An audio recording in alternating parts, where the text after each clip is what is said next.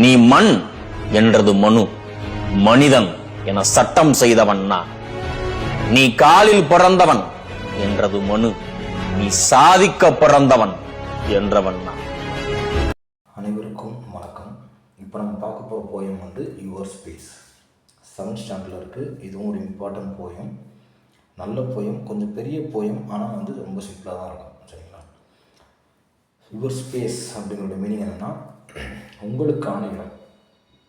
நம்ம எப்படி பேசணும், பெரியவங்ககிட்ட எப்படி பேசணும், குழந்தைங்கிட்ட எப்படி பேசணும், பணம் இல்லாதவங்ககிட்ட எப்படி பேசணும், அந்த பேச்சு என்னென்ன விளைவுகளை ஏற்படுத்தும், நன்மைகள் எப்படி இருக்கும், தீமைகள் எப்படி இருக்கும் அப்படிங்கிறத டிஸ்கஸ் பண்ணுறது தான் இந்த போயம் யுவர் ஸ்பேஸ். ஓகேவா? ரொம்ப simple poem.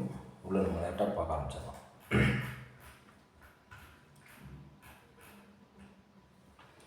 Speak gentle, it's better for to rule by love then fear.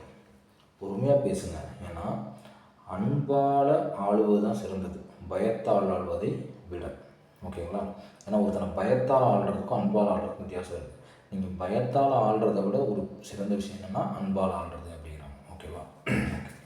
Speak gentle, let not harsh words mar the good we might do here. பொறுமையாக பேசுங்க, ஏன்னா நீங்கள் இங்கே செய்கிற நல்ல விஷயம் கூட நீங்கள் ஹார்ஷாக பேசும்போது அந்த நல்ல விஷயத்தை கெடுத்துரும் அப்படின்னு சொல்லி மீன் பண்ணுறாங்க. அடுத்து, speak gentle, love doth whisper low the vows the true hearts bind. அதை என்ன சொல்கிறாங்கன்னா, பொறுமையாக பேசுங்க, ஏன்னா நீங்கள் அன்பாக பேசுகிறது உண்மையான இதயங்களை கட்டி போடும். ஓகேங்களா? எப்படி ஒரு பாண்டிங் ஏற்படுத்தும் இல்லையா? நம்ம அது ஒருத்தங்கிட்ட அன்பாக பேசணும்னா அந்த ரெண்டு மனசு சேர்ந்து ஒரு பாண்டிங் ஆகுதுல்ல, அதுதான் ஹார்ட்ஸ் பயண்ட். 2 இதயங்களை எப்படி சொல்கிறாங்க, கட்டி போடும் அப்படிங்கிற மாதிரி மீன் பண்ணுறாங்க. 2 இதயங்களை கட்டும் அப்படிங்கிற மாதிரி மீன் பண்ணுறாங்க. சரிங்களா? Okay. And gentle friendship accent flow, affection voice is kind.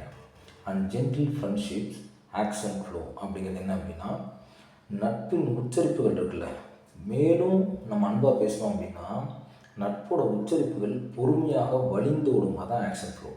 And gently, அது ஹார்ட்டை மட்டும் பயன் பண்ணாது, முன்னாடி என்ன சொன்ன ஹார்ட்டை மட்டும் பயன் பண்ணாது, மேலும் நட்பை என்ன செய்யும், உச்சரிப்புகள் இன்னும் மேலே ஒர்த்தபுளாக இருக்கும் நம்ம நட்பு, அதான் மீன் பண்ணுறாங்க. ஓகேவா? நட்போட உச்சரிப்புகள் இன்னும் வழிந்து ஓடும், நல்ல ஃப்ரெண்ட்ஷிப் போகும் அப்படிங்கிற மாதிரி மீன் பண்ணுறாங்க.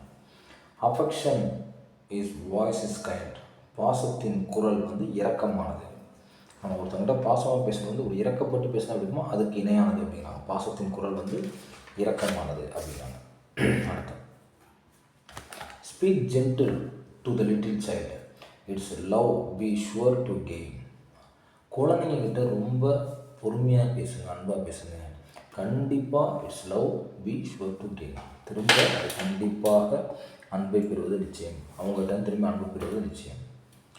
Teach it in action soft and mild, it may not long remain. ஏன்னா teach it in action soft and மைல்டுங்கிறது சொல்லித்தாங்க, மென்மையாகவும் லேசான உச்சரிப்புகளோடு சொல்லித்தாங்க, அது நீண்ட காலம் நிலைத்திருக்காது. It may not long remain.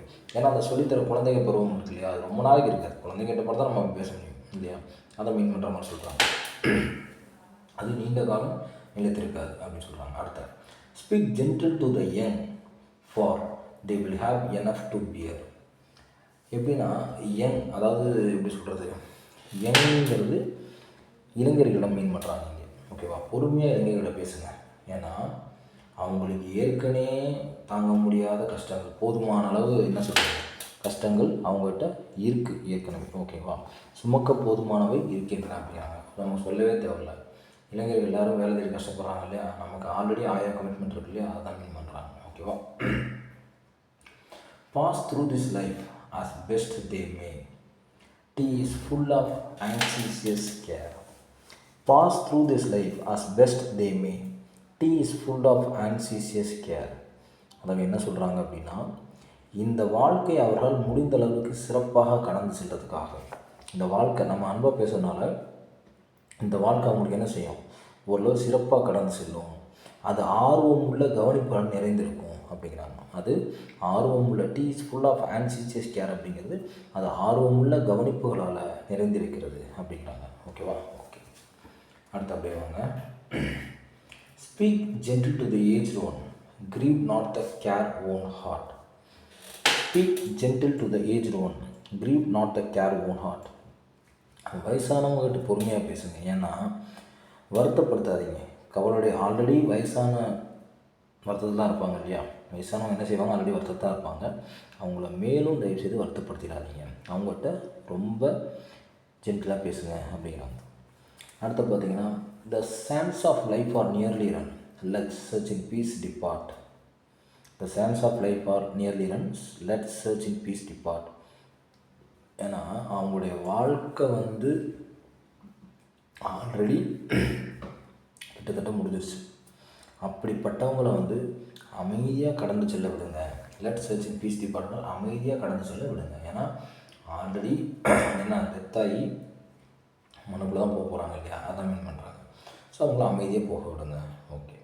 Speak gentle kindly to the poor, let no harsh stone be heard. என்ன சொல்லுவாங்கன்னா, ஏழைங்க கிட்ட பொறுமையாக பேசுங்க, கடுமையான தோணி கேட்காமல் இருக்கட்டும். ஏன்னா ஒரு ஏழை வந்து எப்பயுமே ஏழை என்ன பண்ணுவாங்க, கடுமையாக தான் பேசுவாங்க எல்லாருமே இல்லையா. அந்த டோன்லேருந்து கொஞ்சமாவது மாறி அவங்க இருக்கட்டும். Let no harsh stone be hear, அதை கொஞ்ச நாளைக்காவது கேட்காமல் இருக்கட்டும் அப்படிங்கிறாங்க. They have enough, they must endure without an unkind word. They have enough, they must endure without an unkind word. ஒரு இரக்கமற்ற வார்த்தையும் இல்லாமல் அவர்கள் போதுமான அளவு சகித்துக்கொள்ள வேண்டியிருக்கிறது. ஏன்னா அவங்க ஆல்ரெடி இரக்கமாக எவனுமே பேசுகிறது கிடையாது யார்கிட்ட. கொஞ்சமாவது அவங்க வந்து என்ன சொல்கிறது, சகிச்சுட்டு வாழட்டும். அதனால் நீங்களாவது கொஞ்சம் அன்பாக பேசுங்க அப்படிங்கிற மாதிரி சொல்கிறாங்க. ஓகேங்களா. Speak gently to the erring, know they may have toil to pain. Speak gently to the erring, know they may have toil to pain. என்ன சொல்கிறாங்க அப்படின்னா, பொறுமையாக பேசுங்க தவறு செஞ்சவங்ககிட்ட அப்படிங்க. ஜென்ட்லி டு த எர்ரிங்னா எரர் அந்த மாதிரி மீன் பண்ணுறாங்க. பொறுமையாக பேசுங்க தவறு செஞ்சவங்ககிட்ட. அவங்க தெரியாமல் கூட உழைச்சிருந்துருக்கலாம், அவர்கள் வீணாக கூட உழைத்திருக்கலாம் அப்படிங்கிறாங்க. ஏன்னா அந்த தப்பு அவங்க என்ன மீன் பண்ணுறாங்கன்னா, அது தப்புன்னு தெரியாமல் கூட அவங்க செஞ்சுருந்துருக்கலாம். ஸோ அவங்ககிட்ட பொறுமையாக பேசுங்க அப்படிங்கிறாங்க. பெர்சான்ஸ் அன்கைண்ட்னஸ் மேட் தெம் ஸோ ஹோ win them back again. Perhaps unkindness made them so who win them back again. ஒருவேளை இரக்கமின்மை அவர்களை வந்து அப்படி ஆக்கியிருக்கலாம், அவர்கள் மீண்டும் வென்று வரட்டும் அப்படிங்கிறாங்க. என்னென்னா அவங்கள பீஸ்ஃபுல்லாக ஹேண்டில் பண்ணாமல் ரூடாக ஹேண்டில் பண்ணதுனால கூட அவங்க அப்படி அந்த மாதிரி ஆகியிருக்கலாம். ஸோ அவங்க திருப்பியும் ஜெயிச்சு வர்றதுக்கு ஒரு வாய்ப்பு கொடுங்க, அல்லது திரும்ப ஜெயிச்சு வரட்டும், அதுக்காண்டியாக நம்ம பொறுமையாக பேசணும் அப்படிங்கிறாங்க. அடுத்த, speak gentle, he who gave his life to bend men's stubborn will. Speak gentle, he who gave his life to bend man's stubborn will. அடுத்த ரெண்டு சேர்த்து தான் படிக்கணும். When elements were in fear strife, said to them, peace be still. அதாவது என்ன சொல்கிறாங்க அப்படின்னா, பொறுமையாக பேசுங்க, பொறுமையாக பேசுங்க. மனிதனுடைய வலிமையான மன உறுதி இருக்குல்ல, அதை வளைக்க தன் உயிரை கொடுத்தவர், ஒவ்வொரு துகளும் கடுமையாக கலவத்தில் இருந்த பொழுது அவைகளிடம் சொன்னவர், அமைதி அசையாதிருங்கள் அப்படின்ட்டு. இந்த இடத்துல என்னென்னா கடவுளை மீன் பண்ணுறாங்க. என்னென்னா மனுஷனுடைய மனசு இருக்குல்ல, மன உறுதி இருக்குல்ல, மனிதனுடைய வலிமையான மன உறுதியை வளைக்க தன் உயிரை கொடுத்தவர். கடவுள் தான் நமக்கு இந்த உயிரெலாம் கொடுத்தது. ஒவ்வொரு துகளும், அதாவது உலகம் வந்து ஒரு ப்ராப்பராக இல்லாதப்போ பிக் பேங் தேரி அந்த மாதிரி கண்டிஷனை மீன் பண்ணுறாங்க போல இருக்குது. ஒவ்வொன்றும் அப்படியே வெடிக்கிறது காத்துனப்போ நீ அமைதி காத்துருங்க அப்படின்னு கடவுள் சொன்ன மாதிரி அமைதி அசையாதிருங்கள் அப்படின்னு சொல்கிற மாதிரி சொல்கிறாங்க. Peace be still. Speak gently, he who gave his life to pen man ஸ்டெபானாக இருந்தப்போ கடவுள் வந்து அந்த மனசக்தியை கொடுக்குறாரு, அமைதியாக இருங்க.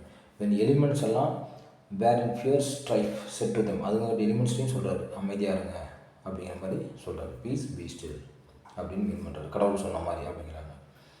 Speak gentle, this a little thing dropped in the heart's deep well. Speak gentle, this a little thing dropped in the heart's deep well. பொறுமையாக பேசுங்க, இது ஒரு சின்ன விஷயம் இதயத்தின் ஆழமான கிணற்றில் போடப்பட்டது போல அப்படிங்கிறாங்க. The good, the joy which it may bring, eternity shall tell. என்னென்னா பொறுமையாக பேசுங்க. இது ஒரு விஷயம், இது ஒரு சின்ன விஷயம். இதயத்திலோட ஆழமான கட்டில் போடப்பட்டது போல் நன்மை சந்தோஷம் என அதை கொண்டு வருவதை கண்டிப்பாக அழிவின்மை சொல்லும், அதெல்லாம் நிச்சயம் சொல்லும் அப்படிங்கிறாங்க. Eternity shall tell. புரியுதுங்களா? கடைசியாக பாருங்கள். Speak gentle this is written thing dropped in the heart steeple. மனசில் இருக்க கிணற்றில் போடுற ஒரு சின்ன விஷயம் தான் இது. குட் ஜாய் சந்தோஷம் நல்லது எல்லாமே which it may bring eternity shall tell. எட்டர்னிட்டிங்கிறது என்ன அப்படின்னா எப்படி சொல்கிறது, அழிவின்மைன்னு அர்த்தம். அழிவின்மை எட்டர்னிட்டிங்கிறது அது முடிவே இல்லை அப்படிங்கிற மாதிரி அர்த்தம். ஸோ அழிவின்மை கண்டிப்பாக சொல்லும் அப்படிங்கிற மாதிரி மீன் பண்ணுறாங்க. ஸோ இந்த போயம் முடிஞ்சிருச்சு. எட்டர்னிட்டி சொன்ன பார்த்தீங்களா, எட்டர்னிட்டி வித்தவுட் என் அழிவின்மை தான் கரெக்டான மீனிங் தான் அது. ஓகே, இதில் க்ளோசரி இருக்குது, கொஸ்டின் ஆன்சர் இருக்குது, நிறைய ஃபில் பேங்க்ஸ் இருக்குது, எல்லாமே பார்ப்போம். ஸோ இந்த போயத்தோட மீனிங் ஃபஸ்ட்டு நம்ம தெளிவாக அண்டர்ஸ்டாண்ட் பண்ணணும். அது ரொம்ப முக்கியம். ஏன்னா பெரிய போயமாக இருக்கு இல்லையா, அதனால் ரொம்ப தெளிவாக நம்ம அண்டர்ஸ்டாண்ட் பண்ணணும். ஆனால் மீனிங் புரிஞ்சுக்கிட்டால் ரொம்ப ஈஸி. ஒவ்வொருத்தங்கிட்ட எப்படி பேசணும், ஒவ்வொருத்தங்கிட்ட எப்படி பேசணும் அப்படிங்கிறத மீன் பண்ணுறாங்க. குழந்தைங்கக்கிட்ட, இளைஞர்கள்கிட்ட, வயசானவங்கக்கிட்ட, ஏழைங்கக்கிட்ட, தப்பு செஞ்சவங்கக்கிட்ட தான் மீன் பண்ணுறாங்க. அதுக்கப்புறம் கடவுள் வந்து இந்த மாதிரி அவரே அமைதிக்காக தான் சொல்கிறாரு. ஸோ நீங்கள் அமைதியாக இருங்க, எல்லாமே நல்லது நடக்கும் அப்படிங்கிற மாதிரி முடிக்கிறாங்க போயம். ஓகேங்களா? ஓகே, இட்ஸ் இம்பார்ட்டன்ட் போயம், அதை மறந்துடாதீங்க. வீடியோ 2-3 தடவை பார்த்துக்கிட்டே இருங்க, உங்களுக்கு கண்டிப்பாக உங்களுக்கே மக்கப் ஆகும். சரிங்களா? அந்த எக்ஸ்ப்ளனேஷன் தான் ரொம்ப முக்கியம். எக்ஸ்ப்ளனேஷன் வந்து அப்சர்வ் பண்ணிவிட்டு அதுக்கப்புறம் புக்கில் நீங்களே வாசிங்க. நான் சொன்ன அந்த மீனிங் எல்லாமே புரியும் ஓரளவு. சரிங்களா? ஓகே, திரும்பவும் சொல்கிறேன், குரூப் 2 கண்டிப்பாக பாஸ் பண்ணியே ஆகணும். வேகன்சி கிட்ட 2500 வேகன்சி வந்திருக்கு. மிஸ் பண்ணிடாதீங்க. லாஸ்ட் டைம் ஃபெயிலியர் ஆன எல்லாத்துக்கும் ஒரு செகண்ட் சான்ஸ். ஜென்ரல் இங்கிலீஷ் படிக்கிறவங்களுக்கு நமக்கு ஒரே விரலை காட்டி தொடுங்குறாங்க. ஓகேவா? ஒன்றுமே பண்ண முடியாது. 2 விரலை காட்டி தொடுன்னா சொல்லவே இல்லை மாட்டேன். ஒரு விரல் தான் காட்டுறாங்க, எதை நம்ம தொட்டானுங்கிறாங்க. அதனால் நம்ம அதை தொட்டானுங்கிற வழி இல்லை. ஸோ கிவ் அப் கொடுக்காம படிங்க. சரிங்களா? Thank you so much. தேங்க்யூ.